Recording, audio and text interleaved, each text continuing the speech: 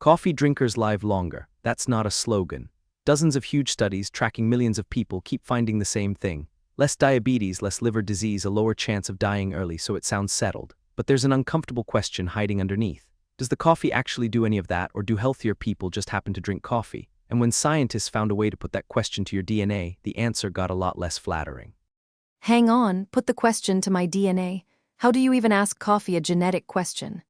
I'll explain. It's the key to the whole video. Here's the plan. We've got two witnesses. The first is observation. Watch millions of coffee drinkers and see what happens to them.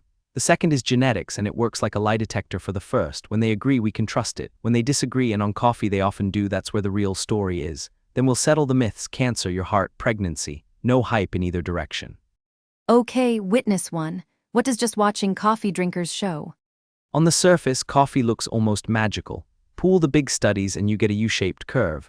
People drinking around 2 to 5 cups a day have the lowest risk of dying, roughly 13% lower than non-drinkers. And the same shape shows up for type 2 diabetes, for liver disease, even for Parkinson's. If you only looked at this, you'd call coffee a health tonic. That sounds amazing, so what's the catch? The catch is who drinks coffee. On average, in these datasets, regular coffee drinkers are also a bit wealthier, more active, more socially connected. And people who start feeling sick often quit coffee. So the healthy coffee drinker might be healthy because of a dozen other things, and the coffee is just along for the ride. Scientists call it the healthy user trap. Watching alone simply can't separate the coffee from the lifestyle around it. So how do genetics get around all that?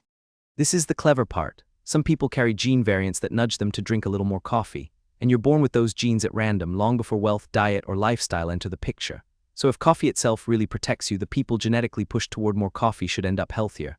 This method is called Mendelian randomization. Think of it as nature running a randomized trial. And here's the twist: for dying early, for heart disease, for stroke, the genetic signal comes back mostly empty, null. Wait, so the coffee wasn't the thing doing it? For living longer and for your heart, that's the honest read. The strong link is real, but the proof that coffee causes it just isn't there. It looks more like a marker of a healthy life than the engine of one. One fair caveat: these genetic tools are weak, so they could still miss a small real effect. So it's not that coffee does nothing. It's more precise than that. Coffee makes you live longer is a claim the evidence does not actually support yet. Okay, that's humbling. Is anything about coffee actually proven? Yes, and it's not flattering either. The single most solid finding about coffee is that it wrecks your sleep. This comes from controlled experiments, not just observation. On average, caffeine cuts about 45 minutes off your total sleep, drops your sleep efficiency by around 7%, and eats into your deep restorative sleep, and it lingers. The effect can still show up hours after your afternoon cup. So the clearest thing coffee does is the thing people most often ignore. What about blood pressure? Doesn't coffee send it spiking?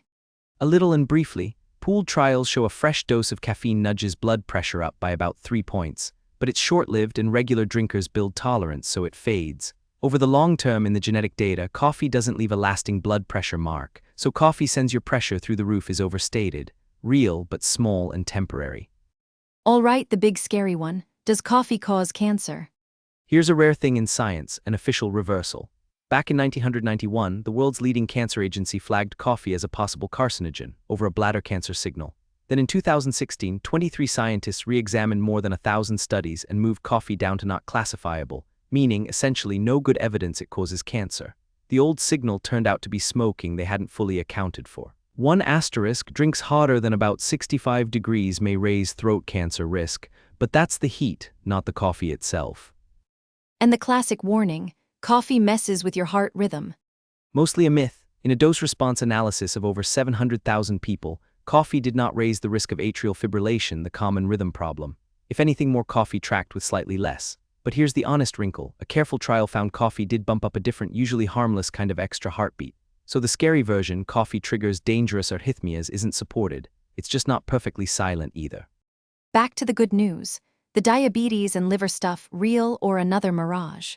This is the most interesting corner of the whole field. For type 2 diabetes, the observational protection is large and consistent, up to a third lower risk at high intake. And here it gets specific. When researchers tested caffeine itself genetically, that did seem to lower diabetes risk, a genuine causal hint. But genes for coffee overall came back null, and decaf protects too. So the diabetes story probably isn't one magic molecule. It's the whole brew: caffeine plus other compounds. The evidence there suggests a real, if modest, effect.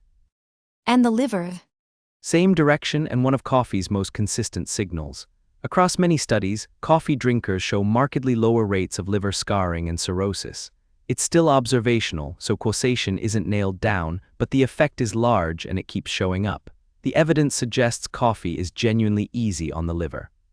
Is there anything coffee is actually proven to prevent, not just linked to?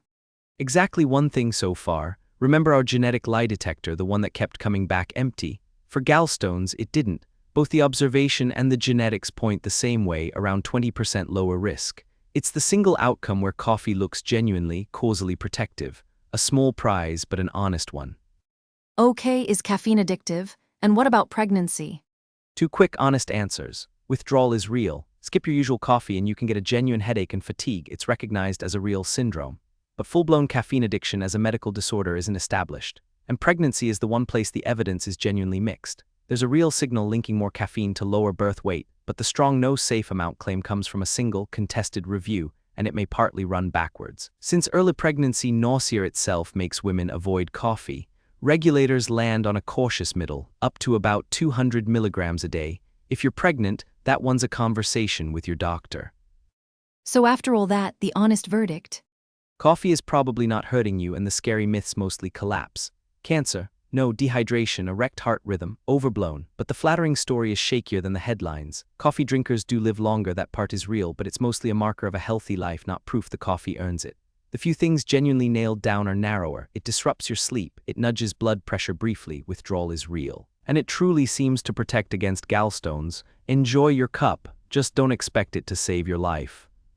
So what do you actually do? For most healthy adults, up to about 400 milligrams a day, roughly 3 to 4 cups is considered safe. Want to protect your sleep? Cut yourself off by early afternoon.